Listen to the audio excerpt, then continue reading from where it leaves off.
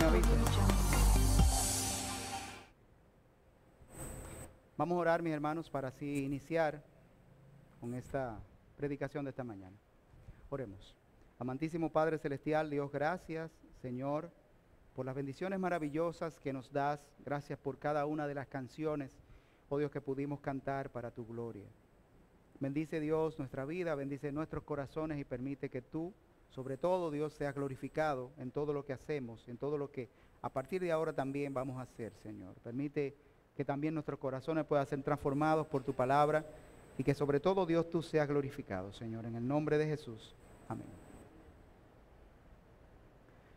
El amor que siente la mayoría de los padres por sus hijos es, sin lugar a dudas, un amor que pudiéramos decir que no tiene sentido, ¿verdad? Usted no eligió, por un lado, amar a su padre o amar a su madre, pero tampoco su padre hubo hecho una elección por usted. No es como si los padres, antes de tener un hijo, pasaran por la tienda de bebés y allí eligieran cuál es el que ellos se van a llevar a su casa, ¿verdad? No es así. Esto está destinado a que salga lo que salga. Algunos le salen feos, como Juan Francisco. Lo siento por él, ¿verdad? Lo siento por él y también por su mamá. Otros salen hermosos como yo, ¿verdad? Ustedes lo pueden notar eso. Bueno, somos discípulos del pastor, ¿verdad? Lo que sí es, mi hermano, que ninguno de nosotros, eso es seguro, ninguno de nosotros fuimos elegidos por nuestros padres. Podríamos decir que es una distribución aleatoria en la cual esto saldrá lo que salga. Ahora bien, de lo que sí nosotros podemos estar claros es que si bien nuestros padres no nos eligieron, ellos sí eligieron amarnos a pesar de lo feo de Juan o de lo lindo que yo soy, ¿verdad? Evidentemente, el primer día que ellos nos vieron, tampoco ellos podían decir o podían predecir cómo íbamos a ser cuando nosotros fuéramos grandes. O sea que tampoco ellos nos amaron por lo bueno que éramos o por lo bueno que nosotros pudiéramos ser en el futuro. En mi caso, no puedo decir que he sido bueno con mis padres. Sin embargo, ellos sienten que con solo darle un vaso de agua es una justificación valedera para decir que tú eres un buen hijo. Y eso lo dicen hasta a todo el mundazo.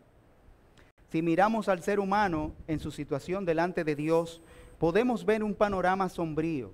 Vemos dos extremos. Y desde nuestra perspectiva, no podemos ver una forma de acercar estos dos extremos.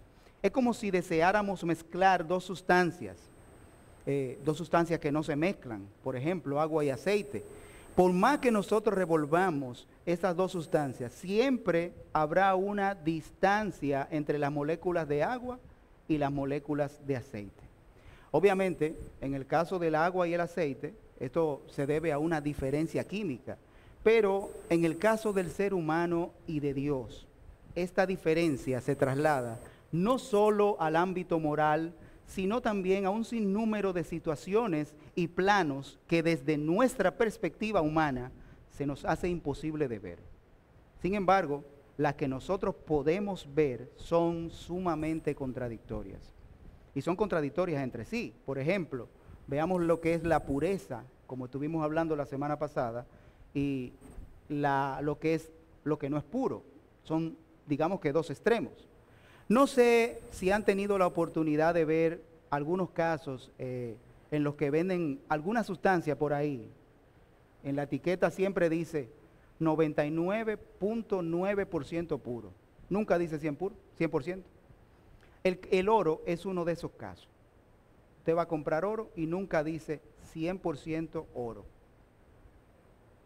Bueno, esto se debe a que el ser humano no puede obtener ninguna sustancia pura al 100%.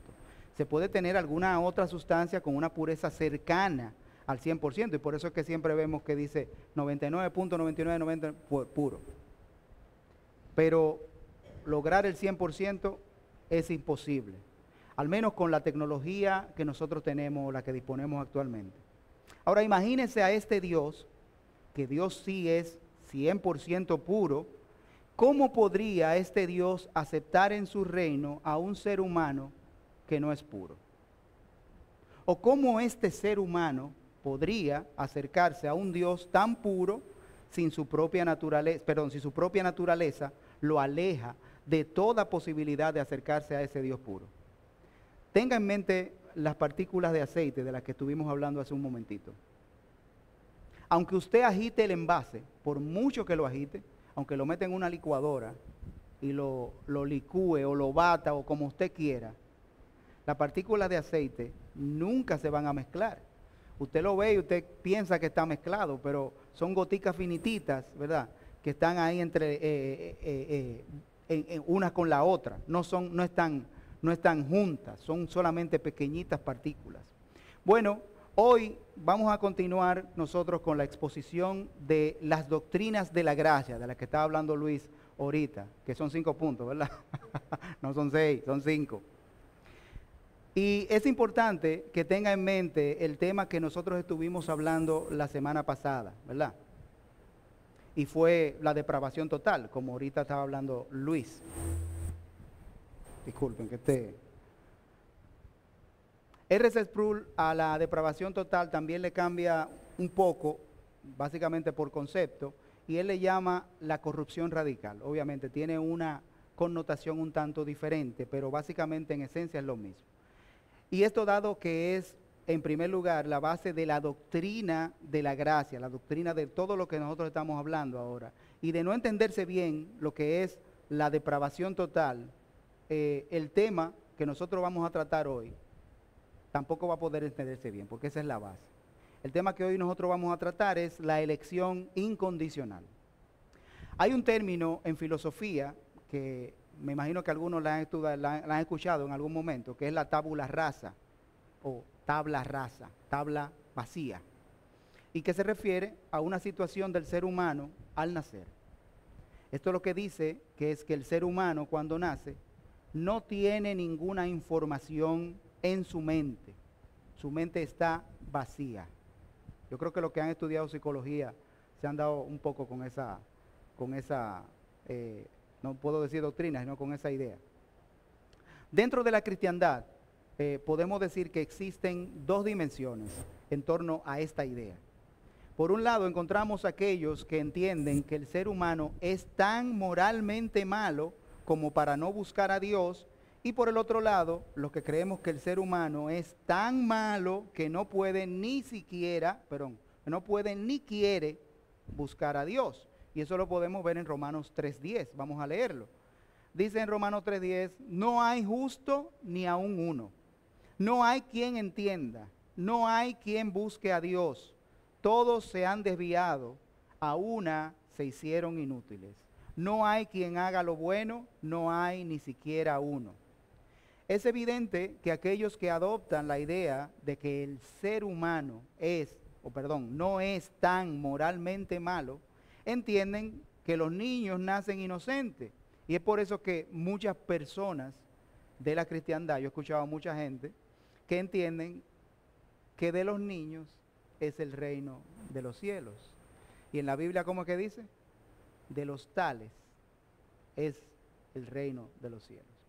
Y ponen a los niños, digamos que en una situación deseable delante de Dios. Obviamente, vamos a dejar eso para otro tema, ¿verdad? Porque ese no es tema de la clase, como así dicen.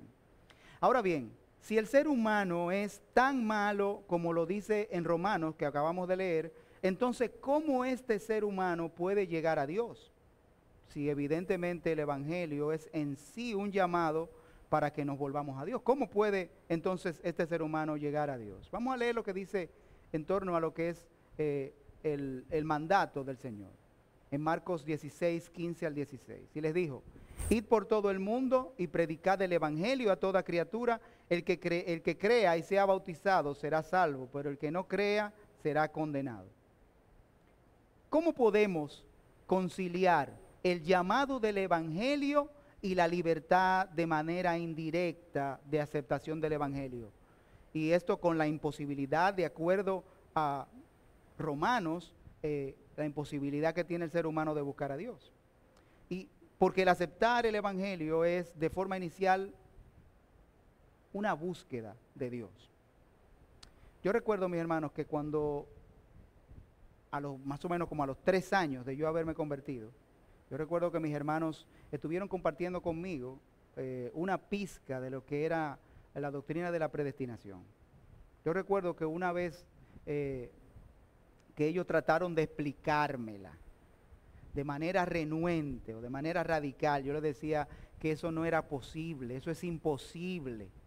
Recuerdo que donde quiera que estuvimos, que yo estaba pensando, yo profundamente pensaba en la manera de yo poder refutar la doctrina de la que ellos me estaban hablando.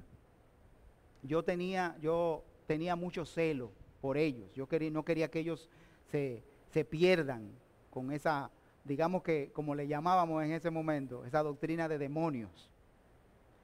Bueno, miren, ese proceso a mí en lo particular me tomó 2 años.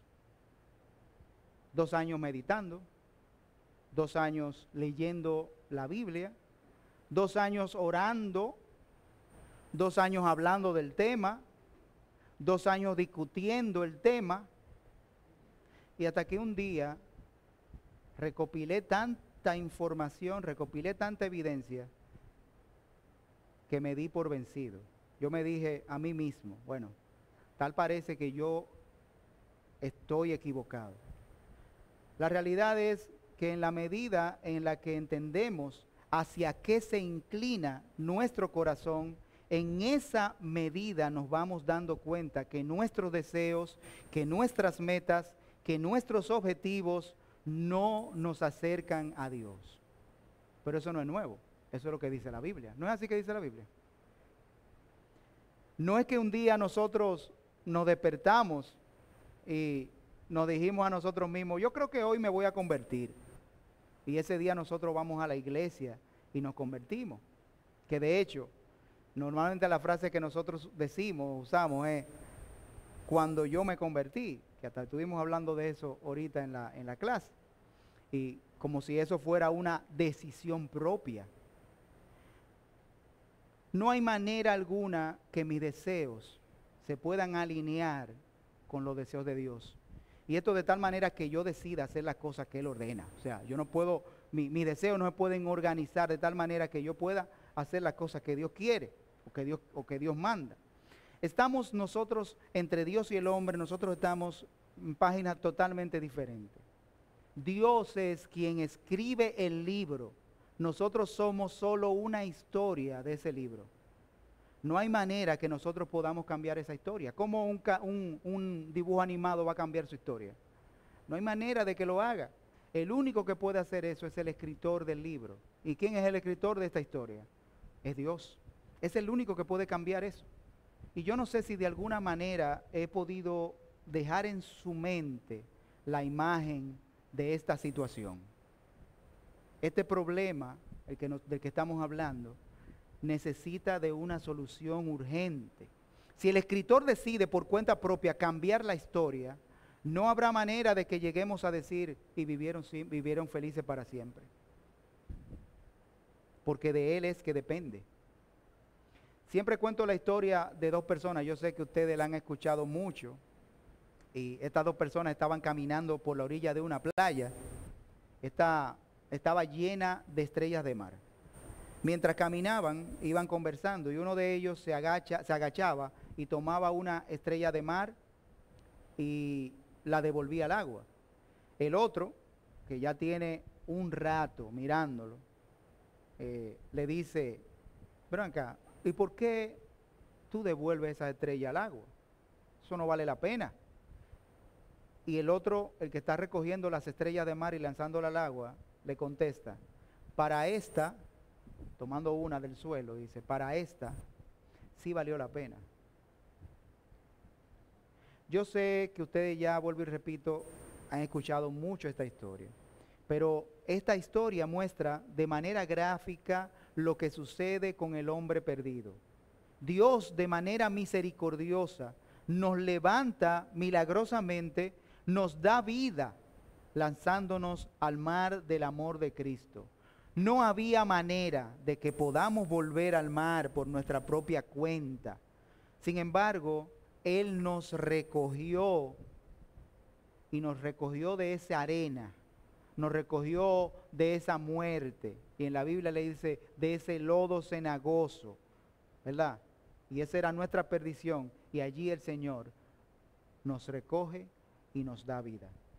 Dice en Efesios 2, del 4 al 5, pero Dios, que es rico en misericordia, por causa del gran amor con que nos amó, aun cuando estábamos muertos en nuestros delitos, nos dio vida juntamente con Cristo. Por gracia habéis sido salvados. Quiero que reflexionemos un poco en este texto. Vamos a extraer algunos conceptos y así poder aplicarlos un poquito. Dice que con el gran amor que Cristo o que Dios nos amó. Dios a nosotros, mis hermanos, nos amó primero. Y yo sé que muchas veces suena como un cliché, pero en realidad es que Dios de verdad nos amó primero. Y es ese amor que a Él lo motiva a idear un plan para salvarnos. El plan de salvación no es una idea del hombre. Recuerde que el ser humano tiene una participación pasiva en el plan de salvación. No existe nada en el universo que pueda efectuar el hombre para ni siquiera motivar, pero motivar en lo más mínimo, un pensamiento beneficioso para este plan. El hombre no puede hacer absolutamente nada. Estábamos muertos en nuestros delitos. Y una de las cosas que dificulta a las personas aceptar la doctrina de la predestinación es precisamente este punto. Y es que mientras las personas no interiorizan las características de un muerto y lo aplican al término espiritual, no pueden digerir la doctrina de la predestinación. Y vamos a ver cuáles son las características de un muerto. En primer lugar, un muerto no se mueve, ¿verdad? Y no se mueve ni siquiera para evitar que lo maten, ¿verdad? Está muerto, no se puede mover. Eso quiere decir que ni un camión, si un camión le va a pasar por encima, este muerto se queda igualito, no se mueve. En segundo lugar, el muerto no piensa, no le pasa nada en lo absoluto por su cabeza. Por lo tanto, no tiene deseo, no tiene metas, no tiene nada. El muerto no se alimenta, no puede moverse, así que imagínense, no se puede alimentar. Si no se acepta el hecho de que un muerto en carne tiene las mismas características de un muerto espiritual, entonces no se puede entender el milagro de lo que vamos a hablar ahora, que Dios nos dio vida juntamente con Cristo. Yo sé que en este punto todos los cristianos estamos de acuerdo. Aquí no hay desacuerdo alguno, pero para poder Dios darnos vida a nosotros, primero deberíamos haber estado muertos. Si no estamos muertos, no nos puede dar vida. Algunos aceptan la media muerte. Dicen, bueno, nosotros estamos muertos, pero no es completamente. Aceptan también, por otro lado, la vida plena en el Señor Jesucristo. Y sí, Él nos dio vida. Pero si tú estás medio muerto, significa que estás medio vivo. Y un medio vivo tiene posibilidades de vivir por su propia cuenta. De hecho, esa media vida está sustentada en esa persona. Si lo vemos en términos espirituales, ¿verdad? Eso quiere decir que si tú estás medio muerto espiritualmente, tú estás medio vivo espiritualmente. Y esa vida depende de ti, no depende de Dios. Ahora bien, ¿es eso lo que dice la Biblia? También el Señor dice que por gracia nosotros hemos sido salvados. Casi todos los cristianos entendemos que la salvación es un don gratuito. Sin embargo, todos cuando hablamos de nuestra conversión lo hacemos en términos propios, como decía ahorita, cuando yo me convertí. En nuestra idea lo que tenemos en mente es que aquel día en el que tomamos la decisión de aceptar a Dios y hasta cierto punto Yo entiendo esta parte, ¿verdad? Porque es la forma como han enseñado la doctrina. Sin embargo, mis hermanos, la realidad es que este regalo no se quedó solo en la oferta, quizá en la predicación hecha por un predicador que quizás yo de manera así lo escuché en una guagua, yo incómodo, sentado en un asiento, pero que despertó cierto interés en mi mente sobre aquel mensaje. ¿Por qué la incomodidad que yo tenía en ese momento no me motivó a bajarme de la guagua, sino que me dejó ahí sentado? ¿Por qué yo no discutí con el predicador que estaba hablando ahí para que se callara? Porque eso muchas veces sucede. ¿O por qué tuve que montarme en esa guagua? ¿Por qué la música que el chofer llevaba no me distrajo del mensaje que estaba predicando? En realidad, ese interés por aquel mensaje no fue más que el trabajo que estaba realizando el Espíritu Santo en mí. Sin embargo, la pregunta que viene a mi mente es, ¿por qué yo? Mi hermano, ¿por qué Dios te eligió a ti? Así como aquella estrella de mar que recogió a aquel hombre y que la devolvía al mar. Así mismo, mis hermanos, me siento yo al ver la elección que hizo Dios por mí. Dice una canción de Marcos Vidal, y la voy a leer. Otra vez ante ti, en humilde oración, ni siquiera me contestes, solo mírame, Señor. Ya no sé qué pensar, no sé cómo expresar el temor y el asombro que hay en mí. Todavía no lo sé, no me has dicho aún qué fue lo que viste en mí para quererme. Y es que no entiendo la razón de tanto amor derrochado. ¿Quién soy yo para que tú me hayas amado? Así como nosotros no podemos explicar el amor que los padres sienten hacia sus hijos, y pudiéramos argumentar que ese amor es debido al parentesco, sin embargo, los padres siguen amando a los hijos aun cuando estos no hacen nada por ellos.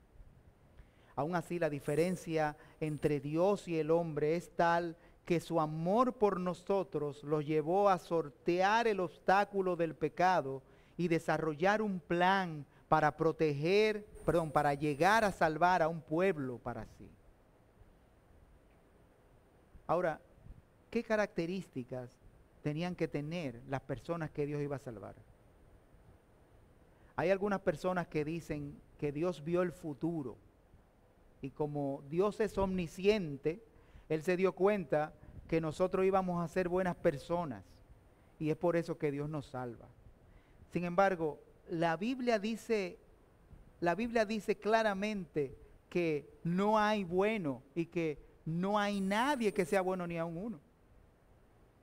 Y el mismo Señor le dice a una persona que por qué le llama maestro bueno si solamente hay uno que es bueno, que es Dios. Dice en 1 Corintios 26 al 31, pues considerad, hermanos, vuestro llamamiento. No hubo muchos sabios conforme a la carne, ni muchos poderosos, ni muchos nobles, sino que Dios ha escogido lo necio del mundo para avergonzar a los sabios.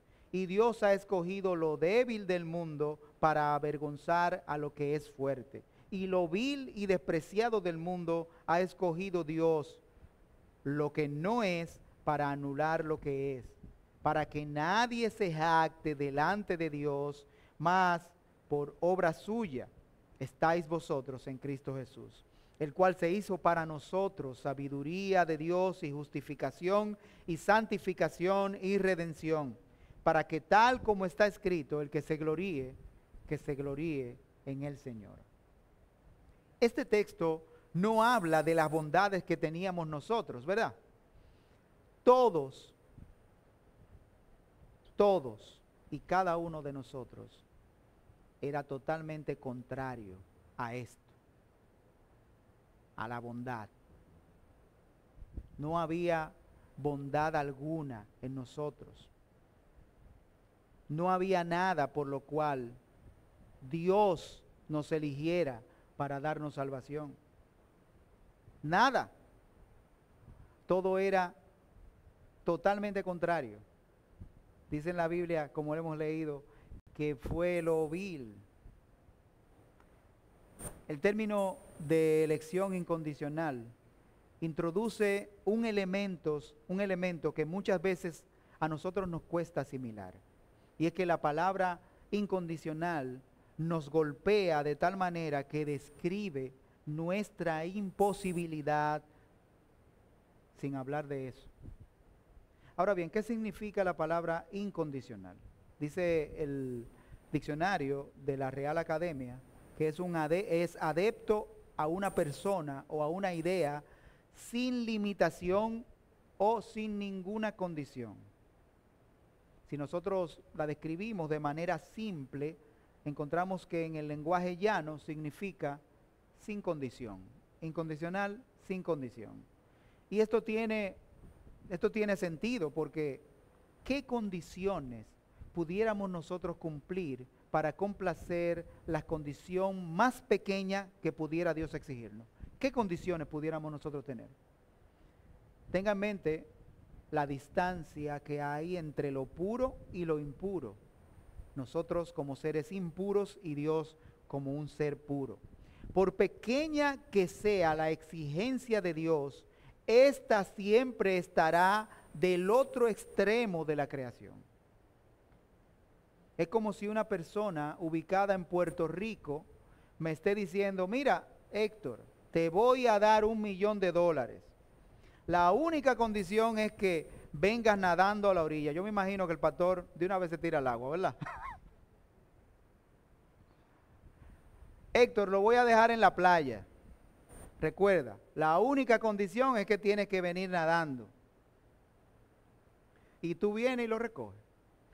¿Qué posibilidades tendría yo para acceder a ese regalo? Miren, mis hermanos, ni aún yo me convierta en Marco Díaz o en Michael Phelps, que tiene como 7 medallas olímpicas, ni aún así yo podría cumplir con esa condición.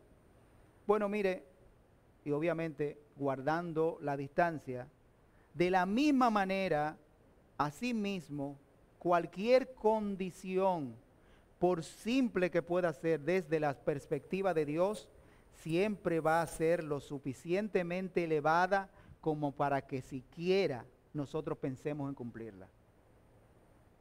Es por esta razón que la incondicionalidad no es una opción para Dios o para nosotros, mirándolo desde el punto de vista humano. Es una necesidad, es una necesidad. La incapacidad del ser humano para cumplir cualquier requerimiento de Dios, de un Dios santo, lo deja en una situación de dependencia total de la misericordia de Dios. Pero también esta misma incondicionalidad humilla de manera dramática el corazón del ser humano. El problema principal del ser humano en Edén fue el deseo de ser como Dios. Y es precisamente este el principal obstáculo en su busca del Dios Santo.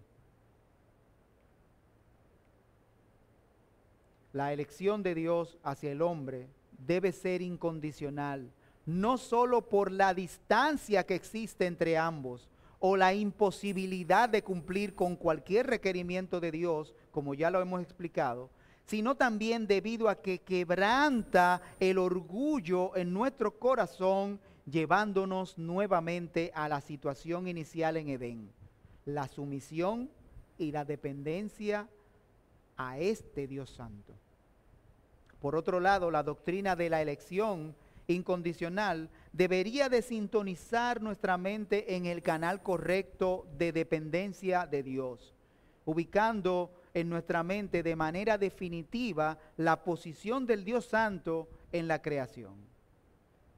Quebrantando el corazón de piedra, ¿verdad?, al que teníamos, y ablandándolo de tal manera que roguemos a los pies de este Dios por misericordia, por el tan grande agravio que nosotros le hemos causado. En conclusión, podemos ver varios puntos en la doctrina de la elección, principalmente dos. Uno, y es el conocimiento de la incondicionalidad de nuestra elección, a nosotros nos debería de humillar delante de Dios y también delante de los hombres, porque nos muestra que no solamente Dios es Dios, sino que también nosotros no somos mejores que los demás. Por el contrario, somos iguales en términos de pecaminosidad y en términos de maldad, ¿verdad? Nosotros no somos diferentes a nadie. En segundo lugar, que nuestra salvación no depende de lo bien que me comporto en la iglesia o en el trabajo o en la casa o en cualquier otro lugar. Dios no solo ve nuestras acciones, Dios también ve nuestros corazones. Y aun si fuéramos un santo con todo y aureola, quien define los parámetros de santidad es Dios. Y el único que tuvo las condiciones para cumplir con esos parámetros fue Cristo. En tercer lugar, la elección incondicional debería motivarnos a vivir una vida que glorifique a Dios. O sea, una vida centrada en la gloria de Dios únicamente. Porque el pensar que si hoy somos parte del pueblo de Dios, fue porque Dios así lo decidió. Lo decide y lo decidirá. Y esto mirando los hermanos en el término de temporalidad que nosotros vivimos, ¿verdad? A nosotros nos afecta el tiempo. Entonces, así tenemos que pensar y así tenemos que vivir. Que Dios nos ayude a que realmente podamos hacer nuestra esta doctrina y que podamos siempre vivir de manera humilde delante de los hombres, tomando en cuenta de que es a Dios, al único Dios, que nosotros debemos de rendir cuentas. Amén. Vamos a orar. Amante Padre Celestial, Dios de gloria, gracias por esta mañana y gracias por tu palabra. Te pedimos que bendigas tu iglesia, Señor, y que nos ayudes a poder hacer nuestra, oh Dios, la doctrina de la salvación, Señor, de la elección incondicional, que podamos, Señor, vivir de cara a Dios a esta verdad, que podamos entender, Señor, que no hay absolutamente nada en nosotros que llame la atención de Dios para que Dios nos dé algún beneficio. Que podamos también entender que así como tú tuviste misericordia de mí, oh Dios, también puedas tener o que tú vas a tener misericordia de otros. Que nuestra condición no es diferente, nuestra condición es similar.